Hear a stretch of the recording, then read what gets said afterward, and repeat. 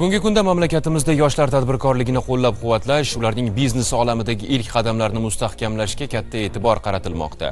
Andijonning Baliqchi tumanida ham bu avlod vakillari uchun barcha imkoniyatlar yaratib berilayotgani bejiz emas.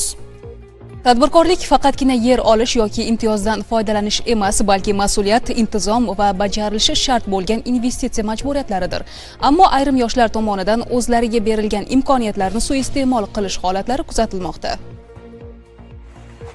Baliqchi tumani hokimligi tomonidan davlat rahbarining yoshlar sanoat va tadbirkorlik zonalariga doir qarori ijrosi asosida tumanning Mirzo Ulug'bek massivida zamonaviy yoshlar kichik sanoat zonasi tashkil etilgan edi. Ushbu hududdan 71 nafar yoshga o'z biznesini boshlash, kichik korxona va yoki xizmat ko'rsatish nuqtalari tashkil etish uchun yer maydonlari ajratib berilgan. Biroq tekshirishlar jarayonida aniqlanishicha, ajratilgan 71 ta maydondan 5 nafar yosh investitsiya majburiyatlarini umuman bajarmagan, qurilishni boshlamagan va qoidalarni buzgan. Natijada tuman hokimligi mazkur holat yuzasidan yer maydonlarni qaytarib olish va qurilmalarni buzish to'g'risida sudga da'vo arizasi bilan murojaat qilgan.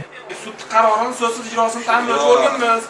Sud hujjatlariga asosan mazkur kichik sanoat zonasidagi qonunga zid ravishda qurilgan inshootlarni buzdirish belgilandi. Bu esa yer resursi samarasiz ishlatilishiga yo'l qo'ymaslik, hududda tadbirkorlik muhitini sog'lomlashtirish maqsadida amalga oshirildi.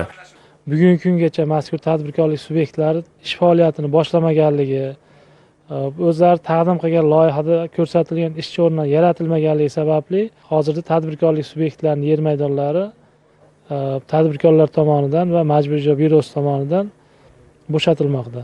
Majburiy ijro byurosining Baliqchi tuman bo'limi tomonidan sud qarorlari ijrosini ta'minlash bo'yicha amaliy choralar ko'rildi. Ijro jarayoniga mas'ullar, tadbirkorlar va tegishli mutasaddilar jalb etildi. Fuqarolar tomonidan o'zboshimchalik bilan egallab olingan noqonuniy qurilmalar buzdirish bo'yicha ijro harakatlari olib borilmoqda.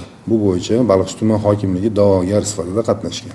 Majburiy ijro tayinlanib, hamkor tashkilotlari bilan birgalikda hamkorlikda ijro qilinib, ijrosi ta'minlanmoqda. Tomonlar o'rtasidagi kelishuv tufayli majburiy buzish va yer maydonlarini qaytarib olish jarayoni to'xtatildi. Yosh tadbirkorlarga belgilangan muddatda o'z faoliyatini tiklash va investitsiya majburiyatlarini to'liq bajarish vazifasi yuklatildi. Baliqchi tumanidagi ushbu holat yoshlar tadbirkorligini qo'llab-quvvatlash bilan birga ularning mas'uliyatini oshirishga ham xizmat qiladi, chunki har bir imtiyoz unga yarasha majburiyatni ham talab qiladi. Eng muhimi, yoshlar sanoat zonasida tadbirkorlik faoliyatini yo'lga qo'yish uchun yaratilgan imkoniyatlardan samarali va maqsadli foydalanishlari zarur.